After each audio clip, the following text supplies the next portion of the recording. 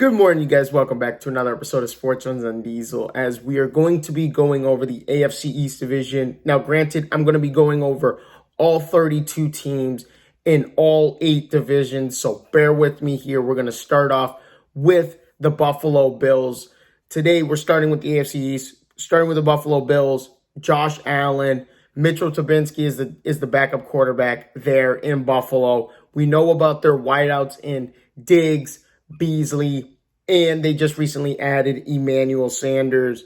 And then the defense, there's a whole bunch to talk about on the defense, but I'm going to kind of break it down into strengths and weaknesses here. So Buffalo, in terms of strengths, the passing game is a definite strength. Their pass defense is fantastic as well. They have struggled in the past to generate sacks. They are in the middle of the pack when it comes to being in terms of giving up yardage and points allowed. Defense is back and better than ever. You got Ed Oliver, you got Star Latulaule on the defensive line there. These guys have stars at almost every single level of the defense. You talk about edge rushers. Jerry Hughes has been the guy the last 5 to 10 years for Buffalo. Jerry Hughes is expected to have somewhere around 6 to 7 sacks this season. I could go over Mario Addison. There's so many guys that they have. There's so much talent that this team has in terms of edge rushers. Then you go to the linebackers, Tremaine Edmonds. Then you have Matt Milano as well, 2 guys that have been there for a long time. And then in the cornerback spot, Tre'Davious White, Teron Johnson, who I expect both of those guys to be in the top 10 this season in terms of passes defended, percentage of passes defended. They've always been in the top 10 in years past, and I expect them to do it again this year. And then safety-wise, you got Jordan Poyer and Micah Hyde, who's been there what seems like forever and a day since the Tom Brady days. So a very solid defense, a solid offense as well. The only issue I have with the offense is the running backs and the tight ends. I think that's one of their biggest weaknesses here. The rushing game, you have Zach Moss and Singletary. Now, granted, these guys are not projected. Either of these guys are projected to have 1,000-yard seasons, but they are effective in the run game and in the passing game as well. These pass-catching backs, it seems like more and more teams are trending to try and get running backs that can do a dual threat kind of thing with passing and with running and catching. And they do have a couple of guys that are doing that in Moss and Singletary. I don't expect either one of these guys to have major numbers. Tight end wise, you got Dawson Knox, you got Hollister. I don't expect any of these guys to have big numbers. I expect them to get targets. I think Knox is going to be the guy, the number one guy at the tight end spot. I don't expect them to be any better than where they are.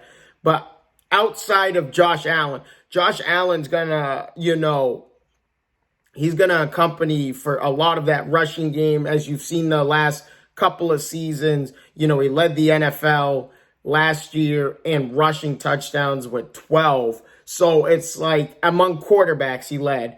So I expect him to have a huge factor in the running game as well, because he's a mobile quarterback, can use his legs and can beat you with his legs as well as his arm.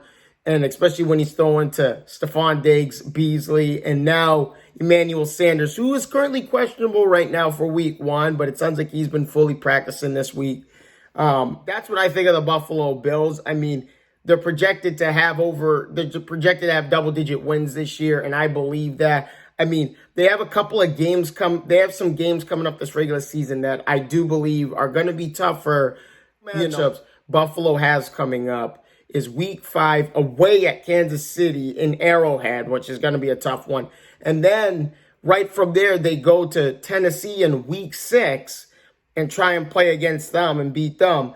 And then you have New Orleans week 12, Tampa Bay week 14. Because I know that Buffalo's going to win this division no matter what. They're easily the best team by far. But don't sleep on New England as we switch over here to the New England Patriots here.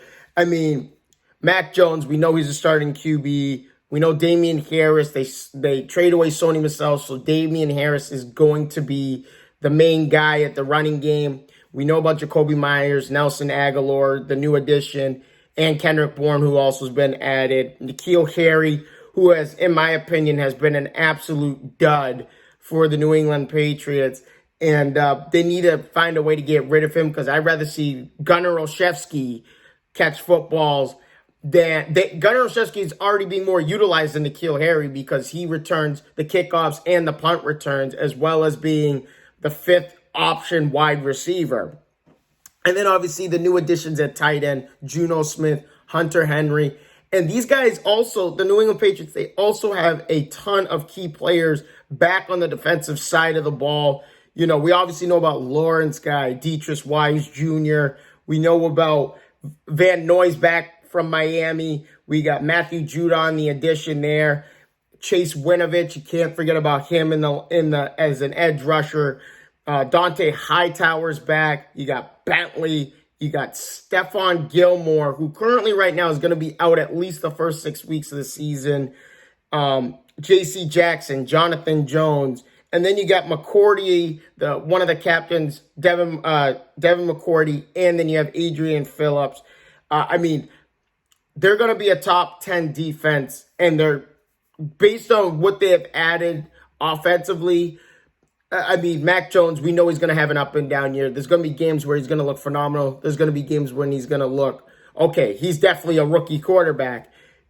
But on the defensive side of the ball, just about everyone's back. It's just a question of when Stephon Gilmore is going to get back for this. But they have guys at all three levels of the defense here, whether it's on the line, edge rushing, linebackers, and in the secondary with the cornerbacks and safeties.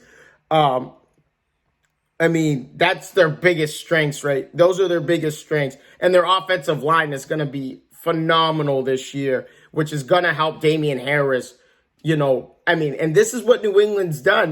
They become a ground and pound team first before they throw the football. And I can understand that with a rookie quarterback in Mac Jones because you just never know. And then obviously Brian Hoyer's the backup in case something happens to Mac Jones. But don't expect Mac Jones to go off like Justin Herbert. Like I said in my last video, don't expect him to go off like Justin Herbert and go for 31 passing touchdowns, 10 interceptions. Don't expect him to do that and throw over 4,000 yards. Do expect him to throw over 3,000, 3,500 yards. I do believe he could have 15 to 20 passing touchdowns, but I just don't see him going off. A lot of people are saying Zach Wilson is projected to have a better year than Mac Jones. And I can see that because they got some big games coming up. You know, New England on back-to-back weeks, week 3, week 4, they play at home against New Orleans and against Tampa Bay. Then in week 6, they're home against Dallas. Week 10, they're home against Cleveland. And then week 12, they're home against Tennessee.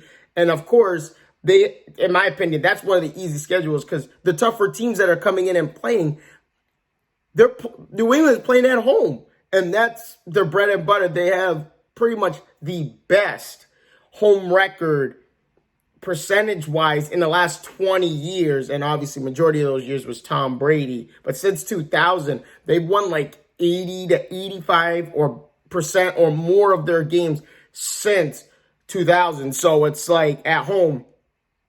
You know, obviously I could highlight the Buffalo Bills games and stuff, but I'm not going to highlight those games only because they're in the same division and you expect those games to be highly contested. But they're projected at 9-8 this season is the projection for New England. This team could easily be a double-digit win team based on all the home games they're playing against the good teams, even though I really don't think they're going to beat Tampa Bay. There's no way. But you just never know. There's a lot of qualities in Mac Jones that make him similar to Tom Brady. Is he Tom Brady? Obviously not. No one's going to be like Tom Brady and win 7 rings, you know, so. But, you know, in terms of weaknesses, the wide receiver core is a big weakness, even though they got speedsters and Kendrick Bourne and Nelson Aguilar. The linebackers and obviously the pass offense game, it's all pending. But the pass offense, I think, is going to have some success this year due to the heavy ground game with Damian Harris and James White, who's a pass catching back more than anything, but can get involved in the run game. But, I mean, the pass offense is going to have its moments because the offensive line is at full strength. And I think they have one of the best offensive lines in the league right now. And if you can protect Mac Jones is going to get you numbers. So, but we're going to move on to divisional counterpart, the Miami Dolphins here in the AFC East. And obviously, everything's all pending on Tua Tagovailoa and how healthy is he going to be. We all know about the hip injury that he had coming out of Alabama when he got drafted. But Miami's got a lot of tough things going on the offensive side. I mean, you got Myles Gaskins as your number one running back. And, I mean, you got Will Fuller, who is currently suspended by the NFL right now. You know, Jalen Waddle, the rookie. You got, you know, Devontae Parker, Albert Wilson.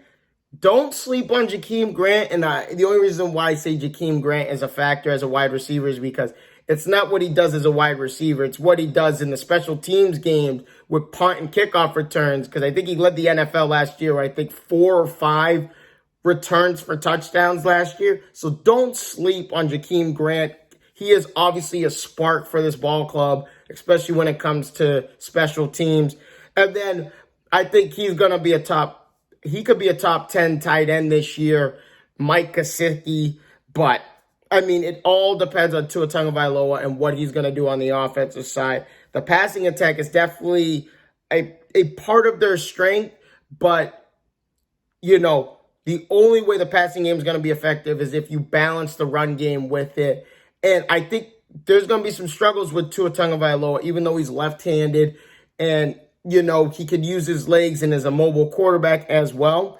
But I think they're going to struggle, you know, in the passing game just a little bit this year. Defensively, I think their strengths are through the roof defensively. They got guys on the offensive line, as in Christian Wilkins. Then you go to the edge rushers with Emmanuel Ogbah and Andrew Van Ginkel. And then edge rushers, you got McKinley, you got Jerome Baker. Cornerbacks, we all know about Xavier Howard, who's been there for forever and a day for this team. And then in the safety spots, you got guys like Eric Rowe, Javon Holland. And Miami's been so good defensively. Like last year, they led the league along with New England in terms of interceptions. I think they were 2 or 3 teams at the top, and New England and Miami were both at the top in terms of leading the league in interceptions with 18. I expect to see more of that from both teams, you know, to be top 5 in interceptions during the season.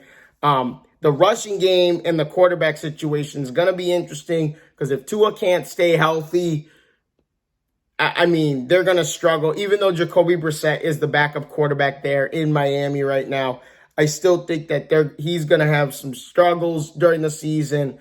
And he hasn't really played my opinion, Tua hasn't really played a full season yet because, you know, last year there was a little bit of Ryan Fitzpatrick, you know, down there as well. And then Tua kind of came in late in the season because Ryan Fitzpatrick wasn't getting the job done. But off of that subject, edge rushing wise, I think they got great edge rushers. I think this team will create some problems on the defensive side of the ball this year. And we'll see how that all plays out. But now we're going to go to the pit, the absolute pit of this division in the New York Jets. And they have some talent on this team. Don't get me wrong. They think Zach Wilson's going to obviously have a better year than Mac Jones. Talent-wise, I think Zach Wilson is a better quarterback than Mac Jones right now, based on his arm strength, based on his mobility and his athleticism. I like Zach Wilson completely. He's definitely a step in the right direction for this New York Jets team. But when you look across the board at the depth chart of who's at running back, who's at wide receiver, who's at tight end, they really only have wide receivers if you look at it. Yes, they got a former speedster in Tevin Coleman who was fantastic in Atlanta for so many years was great in San Francisco as well, had his moments there. And I just don't see Tevin Coleman being the guy he used to be, obviously. It's a year later. Everyone's a year older now. So, but Michael Carter is expected to be the number one back there in New York. But wide receiver wise, they do have Corey Davis. They still have Jamison Crowder. They still got some of these guys. Elijah Moore, who's going to be fantastic. The wide receiver out of Ole Miss. I'm high on this kid. He's a perennial Pro Bowler, in my opinion, in the near future. And he's going to have multiple 1,000-yard seasons, I believe. I think he's one of the most underrated wide receivers. And to see him go in the second round was kind of like, wow. It was like, to me, it was disrespectful because I thought this guy was better than some of the talent at wide receiver that went in the first round. So kudos to the Jets for getting him because this guy is going to be fantastic. In my opinion, I believe so. But they got guys like Keenan Cole, who's had his moments down in Jacksonville in years past. Denzel Mims, Braxton Berrios. They got some good speedsters on this team. I don't expect the Jets to be a factor at all. They can play spoiler alert late in the season because, they play Miami in week 15 and then they got Buffalo in week 18. They can play spoiler all they want this season. But I think one of their biggest strengths as a team is them hiring head coach Robert Saleh. And we know how much of a defensive-minded guy this guy was in San Francisco with the 49ers and how that defense really led the 49ers to Super Bowl. And to be honest, they were half a quarter away from winning the Super Bowl. And then Kyle Shanahan just does his usual, drops the football, and, the rest is history with Pat Mahomes. So I like what I'm seeing with the strengths of Robert Saleh. He's definitely going to spark some flavor into this defense here. They got Quinnen Williams. We know about Quinnen Williams on the defensive line there. One of the best defensive line guys, and he's only in his second or third year. The guy is really good. They got guys at linebacker, CJ Mosley. They got Blake Cashman, Gerard Davis. They got some good guys there at the linebacker spot. They got Austin, who's one of the best cornerbacks, I think, in the league. And then they got Marcus May, LaMarcus Joyner in the safety position. I think they got some talent in the defensive end, but I think the energy of Robert Saleh is really going to spark this New York Jets team. But this Jets defense could be a lot better than you think. But in terms of weaknesses, everything else is a weakness outside of him and Zach Wilson. I just think that there's potential for improvement all across the board with this team in terms of punt returning, special teams, to the second and third levels in the defense. They need better running backs, and they need better tight ends. Even though Chris Herndon and Tyler Kroft are going to be acceptable for the time being. But they got some really tough games. In terms of strength of schedule, they got one of the easiest strengths of schedule. It's just they just have no talent. They play guys like Denver in week 3. That's an away game in Denver. They play Philly at home, New Orleans at home, and that's in weeks 13 and 14. And then you got Tampa Bay in week 17 at home. So it's going to be tough. They're projected at 5.5 wins, but I don't even see them winning 4 games. I can understand why they say 5.5 because Zach Wilson can help them win some games. Can Zach Wilson win them some games? Absolutely. I don't see why not. But in terms of the depth chart, there's a lot more that they need than just Zach Wilson and some added pieces to be a better team and a more competitive team in this division. But that is all I have for you guys. Thank you guys so much again for your time. Stay tuned. I got, like I said, the other 7 divisions. Up next is the AFC North with Cleveland, Baltimore, Pittsburgh, in